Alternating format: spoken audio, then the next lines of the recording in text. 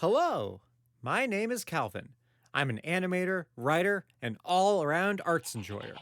I would like to humbly welcome you to the first ever voyage of the Wow, Calvin, are you recording something right now? Well, yes, I am, Robo-Frog. This is going to be the first episode of our artistic adventure series. That sounds awesome. Are we going to go to prehistoric lands filled with pterodactyls? Maybe. Oh, are we going to shoot giant robotic spiders? Possibly. Am I going to get picked up by a mummy? I'm not sure. What are we going to do in this series then? Look at different movies, shows, and video games. Oh, and then what? Talk about those different movies, shows, and video games. Way to sell it, Calvin. Well, there's more to it than just the media analysis. Media analysis? Wait a minute.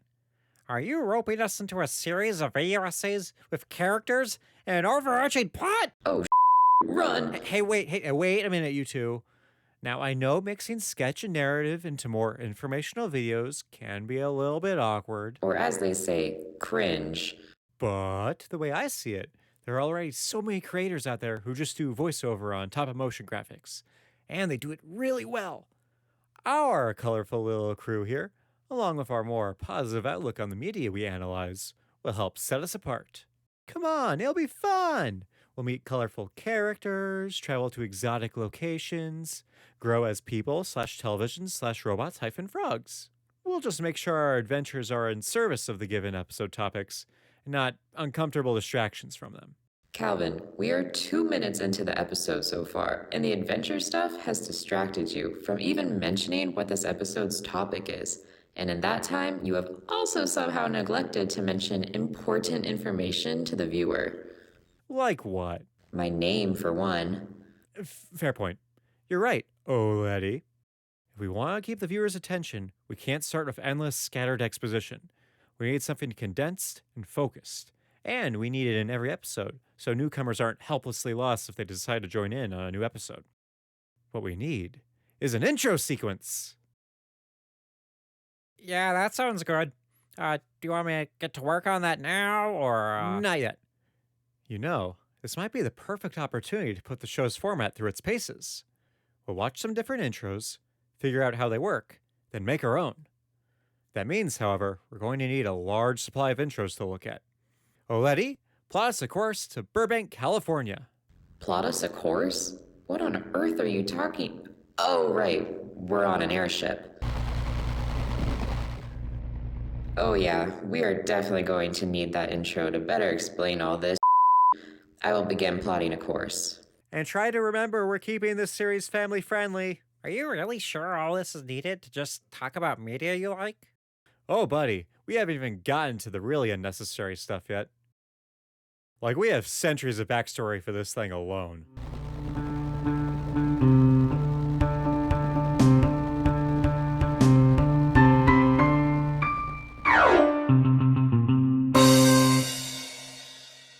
Before we start our intro investigation, we should probably lock down what we're talking about when we say intro, especially in this case, as an intro can be defined pretty broadly and under many names. For this episode, we are going to define an intro as the segment near the beginning of nearly every episode of a series that shows the title of the series, often lists a few members of the cast and crew, and sums up the series in a few seconds. This thing can go by many names, like the opening, the title sequence, the theme song, or some combination of those terms. But for the purposes of this episode, we'll just refer to it as an intro or intro sequence. And as soon as I define the intro like that, I am sure you've already come up with a list of outliers that don't fully fit that definition. The Mandalorian doesn't list anyone who helped make it at the beginning. Does it count? Yep, it still tells you what the show is called and gives you a taste of at least the tone. The intro for Lost is just the title of the show, like it is just the word Lost. Hey, it has the name of the show and gives us that mysterious tone. It counts. Breaking Bad is just the title and the creator. Does that? Yes, it counts. While I said that intros often list more than the creator and sum up the show, as long as a segment near the beginning of the episode shows the series title and gives a general feel for what the show is like, tonally or narratively, I say that is an intro. The boys? Moving on, we should also clarify that for the purposes of this episode, we will primarily be focusing on show intros. Films and video games can also have intros, especially ones that are part of long-running series like Star Wars, but they serve different purposes for those mediums. For today, we are locking on to show intros and their purposes. And in the case of show intros, the purposes all revolve around getting a viewer into the show by condensing and describing the show. If they're a new viewer, it aptly introduces what the show is all about. Meanwhile, for returning viewers, it gets them back into the mindset of the show. The intro also helps give every episode a unifying identity. Any given episode of a series may not have the same characters, locations, or writing, but having the same intro or a special variant intro gives the series a common ground. A welcoming, dependable aspect that you can count on being there no matter how far astray an episode goes. I mean, if you have ever had the experience of watching an episode of a show that usually has an intro, all of a sudden use a short version or no intro at all, you know the safe comfort of an intro as it is abruptly ripped away from you. That level of dependency is what we're going to strive for with our intro. Calvin, we have reached Burbank and are currently absorbing intros for analysis into the screening room. The absorbing process is a visually expensive process, so I've neglected to show it. Excellent. Thanks, Oledi. Now, how about we break down the components of great intros?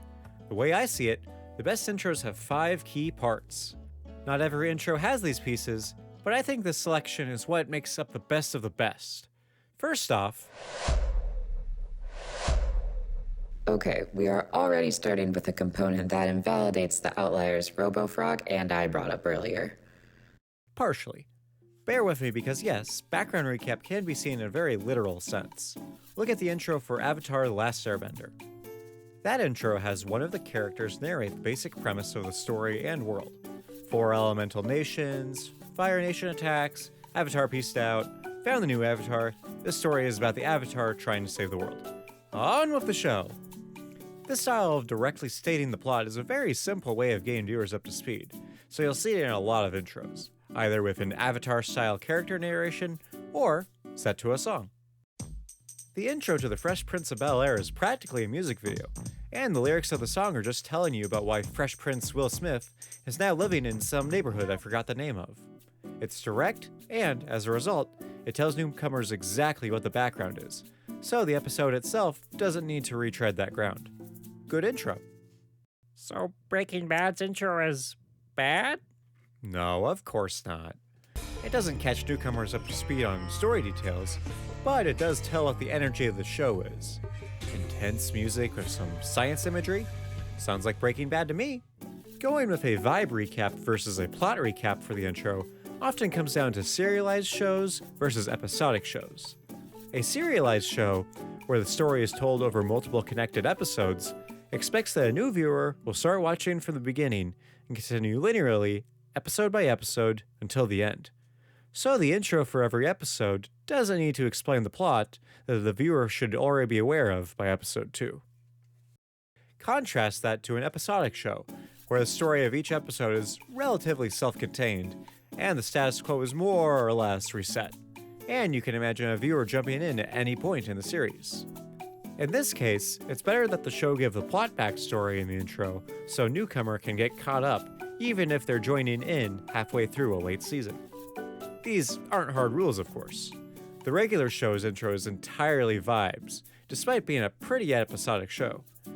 Meanwhile, Arrested Development's intro has a very literal recap of the plot, despite being more serialized. It all comes down to what the creators think fits the show best. And for this show, The Pen Sword Adventures, these creators are going to kind of thread the needle.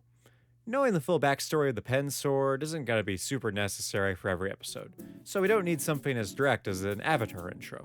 However, this is going to be a pretty episodic series, since viewers are going to be popping in throughout to see us cover the given topics they're interested in. So we'll need to at least establish the premise of these characters analyzing media. Somehow. Understood. I will begin drafting the narration. Not so fast. We don't necessarily need to retell the plot through words. Some of the best intros show the backstory without a single word explaining. Take, for instance, the intro for Spider-Man Unlimited. Wow, That's my fifth favorite Spider-Man cartoon. Same. However, its intro was really efficient with visual storytelling. Within the first few frames of the intro, it tells viewers the classic Spider-Man origin story. It then establishes the inciting incident for this series' plot. It showcases why Spidey has such a radically different suit, sets up the alternate world that the series takes place on, and the power structure it has. It shows the outsider Spider-Man will be navigating the warring factions, and fighting some villains. And the intro does all of that in around 40 seconds. That's ludicrous. And the only words spoken in the intro are Spider-Man on repeat. I think. The lyrics are nearly unintelligible, but that's okay, because the visuals tell you everything you need with comic-like panels and cutouts.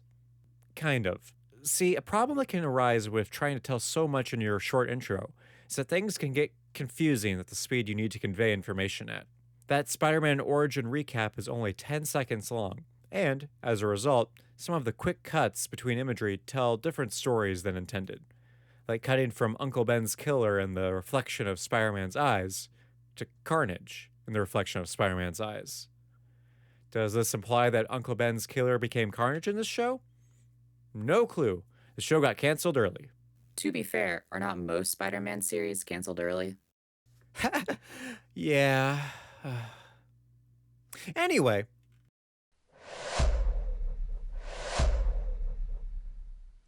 Any good series is going to be driven by its characters, and it's important for the intro to showcase them. Just like with retelling the background, this can be a very literal component. Like in the intro for Gravity Falls, each major character gets their own little highlight segment, with their name and a little spotlight of their personality.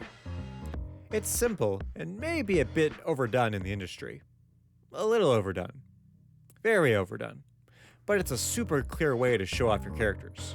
You can get a little more indirect with it, though. Arrested Development is the story of a wealthy family who lost everything, so its intro quickly gets you up to speed on the relations between the characters.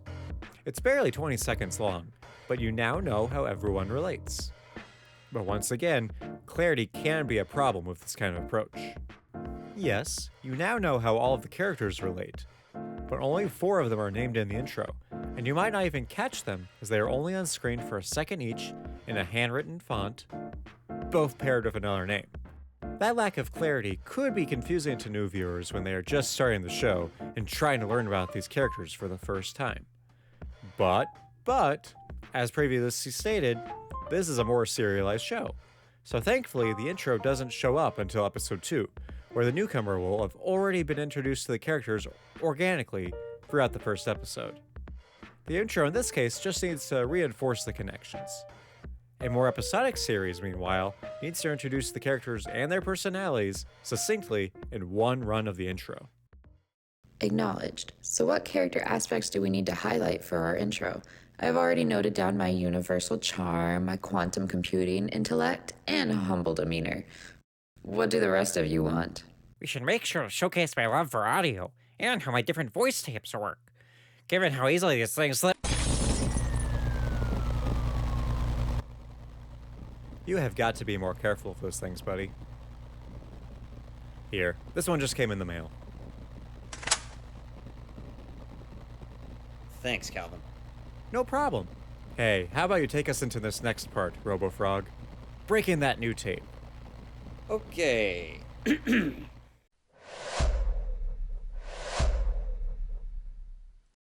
The bits Calvin's talked about so far have all been what great intros need to communicate, but now comes the fun part. What makes intros stand out? And I think it's safe to say intros can succeed just from their audio.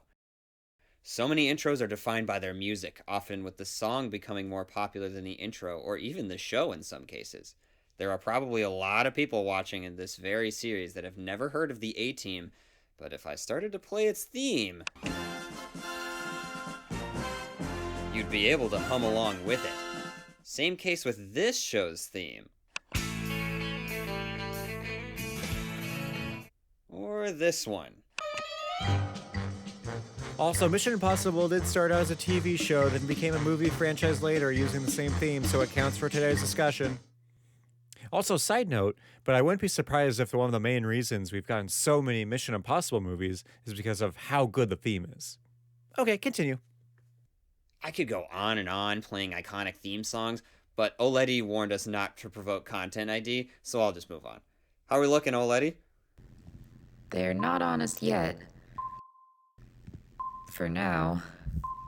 So, what makes a good theme for an intro? Well, since the intro is all about describing the series, the music should describe the series as well. The word describe could be literal here, with that narration we discussed earlier, instead being replaced by lyrics that describe the plot and characters. Mystery Science Theater 3000 is a show about a human talking about entertainment media with his robot companions aboard a ship. No relation. And the MST3K theme song has lyrics about how the characters got into this situation of watching bad movies and who all these characters are. It is cheesy, but that fits with the show's whole tone about being built around watching low-budget B-movies. All the show's props and sets are already emulating that look, so might as well have that theme carry over into the music. A lot of the best theme songs do that, not literally describing the plot with the lyrics, but describing the series in terms of tone. The Game of Thrones theme conveys large, sweeping medieval fantasy with its moving drums and its groups of strings almost in conversation with each other, kind of like in a political debate. Batman the Brave and the Bold's theme is appropriately, bold, with large horn stabs and a jazzy percussion backing, calling back to the 60s as Brave and the Bold takes large inspiration from the Batman show and Silver Age comics of that era. And then the spectacular Spider-Man theme tells you that this is going to be the sickest show you will ever see. Now, of course, an intro doesn't need a specifically made song to work. They can always use a pre-existing song as a theme if it fits the show's tone. True Detective uses existing songs for their intros and are themed to the given season's locale and vibe. Peacemaker is a show directed by James Gunn, so by law, it was required to use an obscure band's music to maximum efficiency.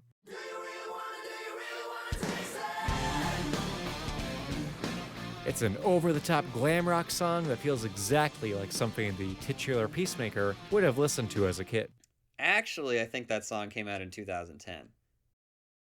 I don't know how to feel about that. Yeah, it's weird, right? For sure. Anyway, everyone has their own taste when it comes to music, so it's hard for us to declare what makes a theme song good beyond just how well we think it fits the show it's attached to. However, at least for me, some of my favorite intros usually have some little musical lead-in that catches your attention. I'm talking a guitar riff into Buzz on Maggie, the hip-hop skipping and drum hits of Inside Job, and the bass solo of Danny Phantom. And it doesn't even need to be a musical lead-in to hook. SpongeBob SquarePants starts with seagulls and a pirate yelling. Are you ready, kids? Amphibia starts with a magic box opening and emanating energy.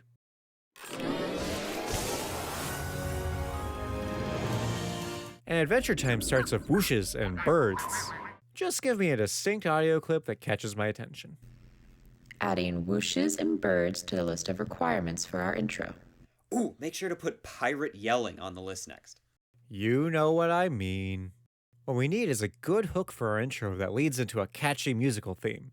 If we get something that intrigues viewers, we can keep them coming back week to week to hear that intro again and again. However, just because the intro is playing every episode doesn't mean it is exactly the same intro.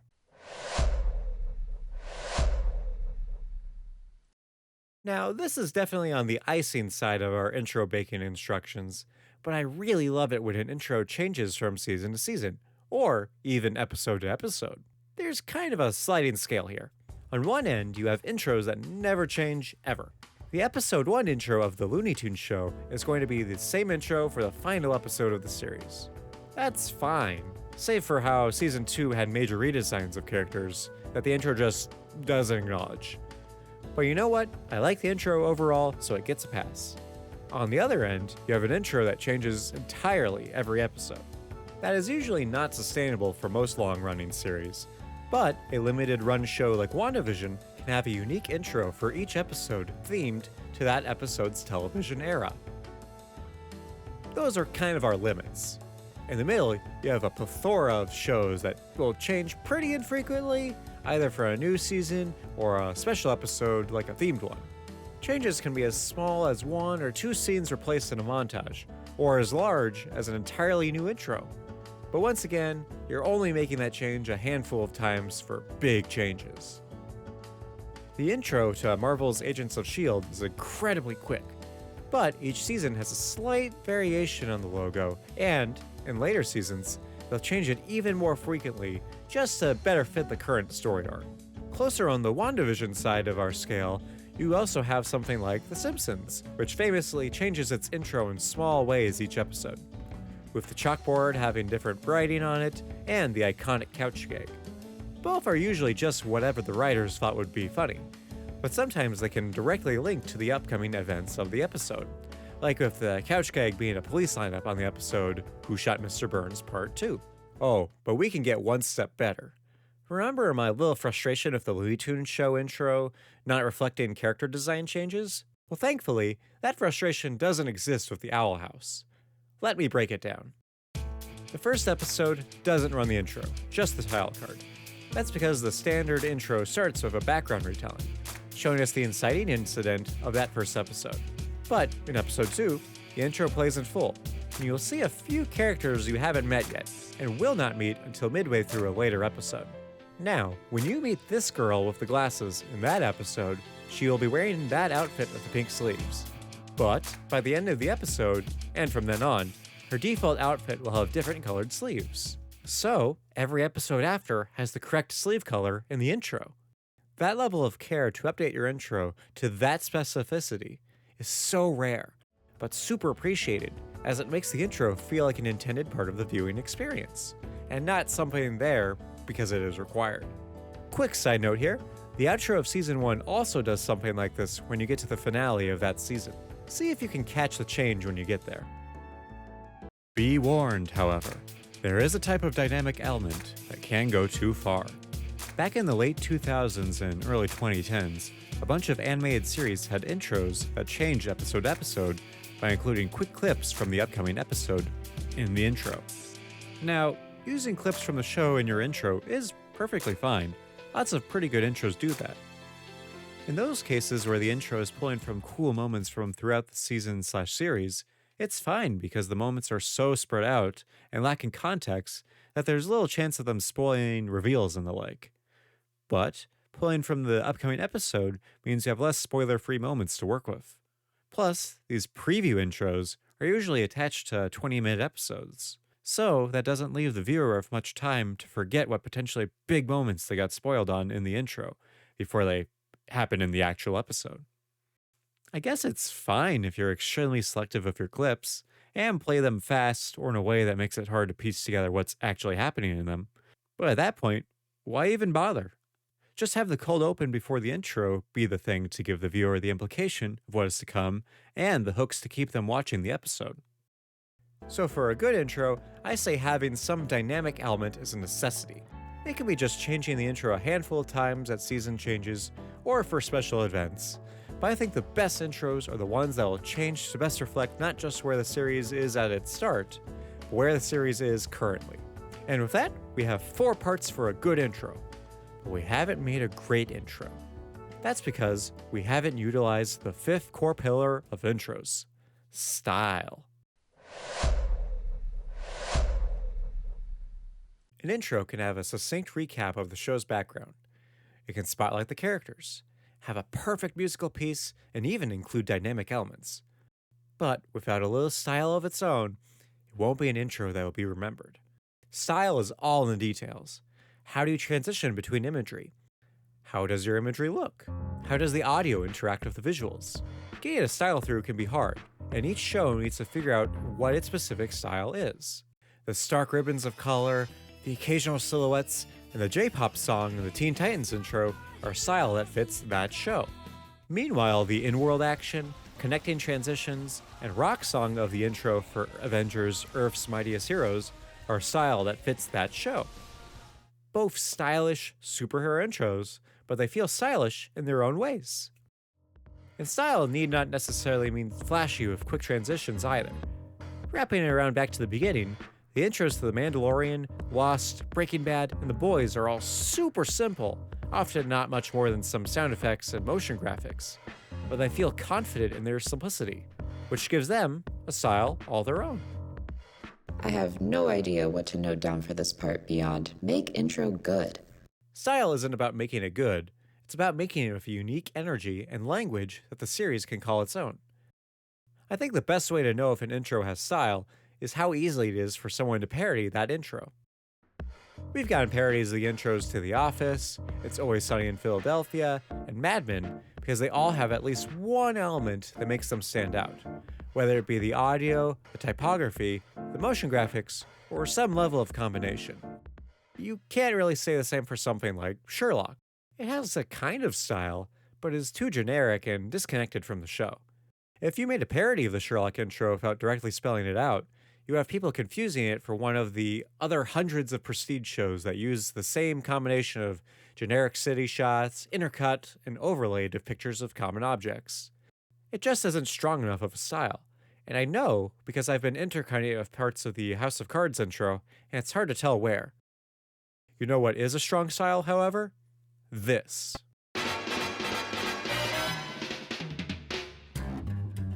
The intro to the late 90s series Cowboy Bebop is just oozing with style. A combination of a bold, jazzy theme song, poster art-esque visuals, and some perfectly timed transitions create a style all its own that asks you to watch the series just to get more of it. I should know, I watched Cowboy Bebop based exclusively on falling in love with the intro, and all of its many parodies. And that should be the goal of an intro. Make it well enough with enough style, and people want to watch the series attached. How did we talk for 27 minutes about intros and only mention one anime OP? Yeah, I wanted to talk about the JoJo openings. Did you not want to talk about them because people would think you're uncultured for not having watched that many shows? Oh, don't worry, that's going to happen regardless. I think we've got a pretty good list of points we need to hit with our intro, so all that's left to do is make it. Oh yeah, I guess that's on me to make. I'll get to work, and when I'm done, I'll just kind of cut to it right about.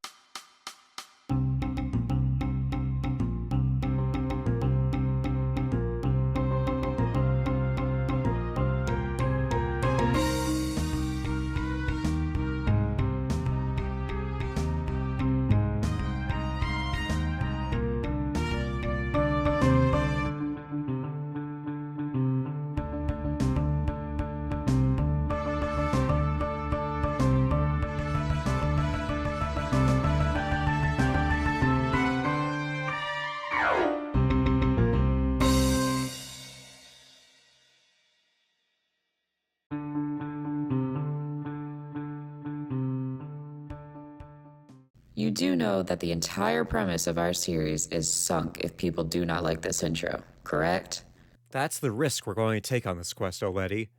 We'll come up with ideas that are bad or impractical, but that's part of the practice of making art. We'll only grow more refined in our analyses and creations the more works we're exposed to. What matters is that we keep pushing forward. Only then can we make mightier. We're excited to go on this journey with you, Calvin. It will at the very least be interesting. I'm glad to have you two along as well. And I want to thank you for joining us. We have many more adventures ahead of us, and I'm excited to see what we learn and make together.